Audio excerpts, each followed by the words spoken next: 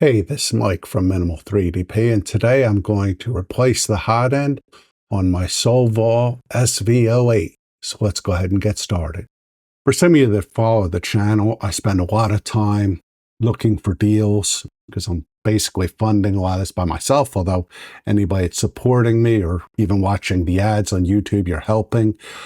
I plow everything back into the channel, or at this point, I'm also spending some money on STEM outreach and printing toys and print place stuff to give to kids to get them interested in science, technology, engineering, and math. Now, one of the deals I did find on Prime Day this week was the Micro Swiss FlowTech Hotend for the Sovol. And so I'm going to basically install that on my printer. I'm going to be honest, this is the second time I'm installing it on the printer, simply because the first time I forgot to check to see if my mic was on.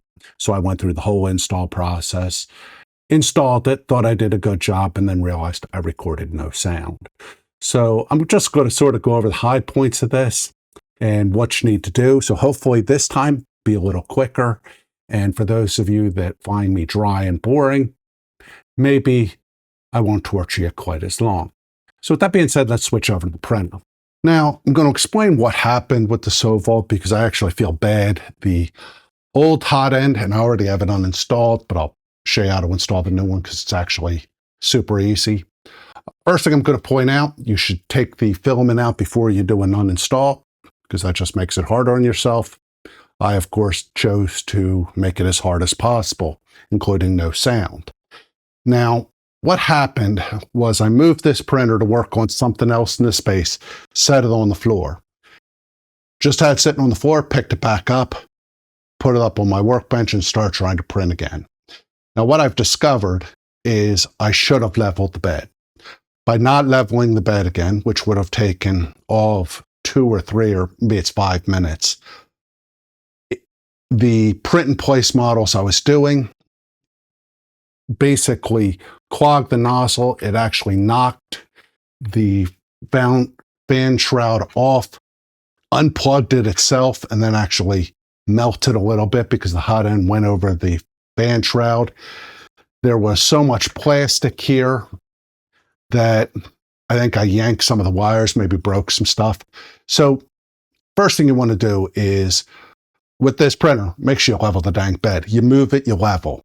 And it was just my fault that I didn't reset the Z offset. Now, with the Micro Swiss, the thing I like about this is I have a Micro Swiss on my K2 Plus. Well, now this printer and that printer are using the same nozzles.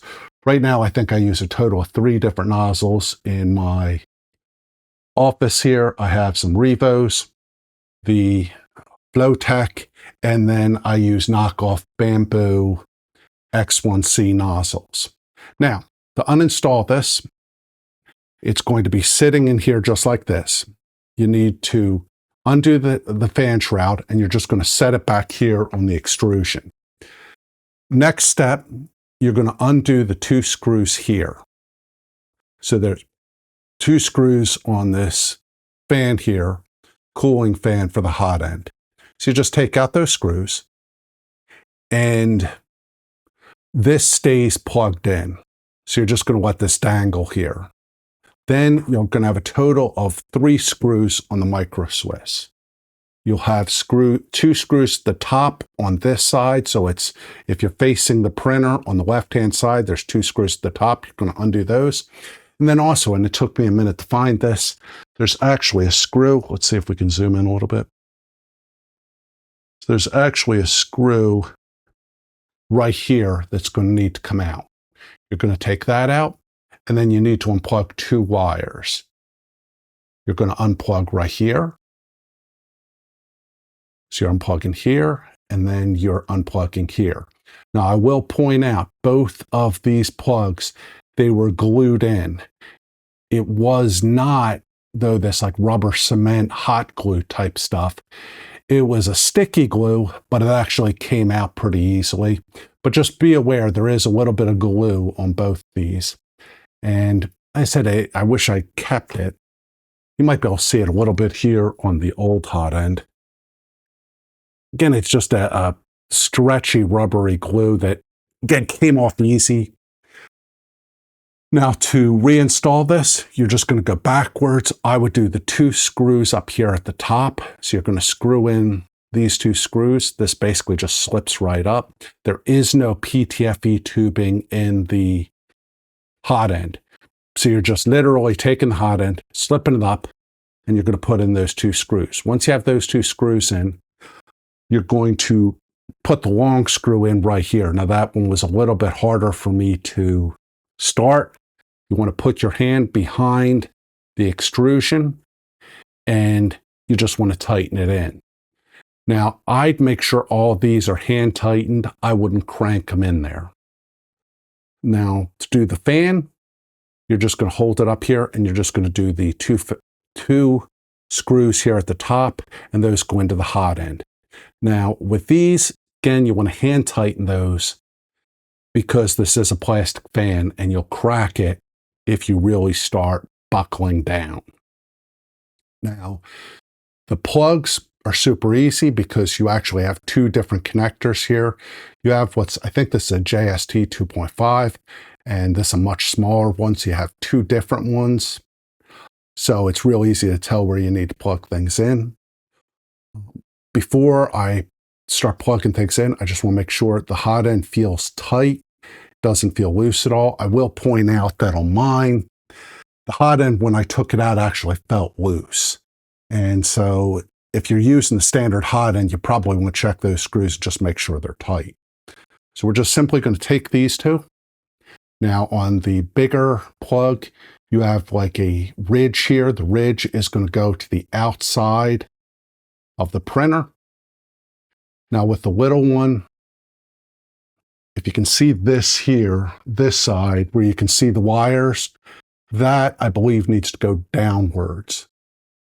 So I'm just going to plug this in. Now you want to be really gentle with this small plug simply because it is smaller and I think a little bit more delicate.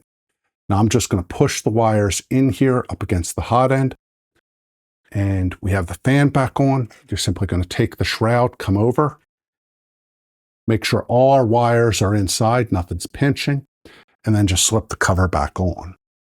Now I realize I didn't take off any screws. I'm just going to point out that I've already done this twice, but I did want to do this video. Now I'm moving up here. You want to make sure that the shroud, there's this little notch here, and you want to make sure the shroud's sitting in there. That keeps it on.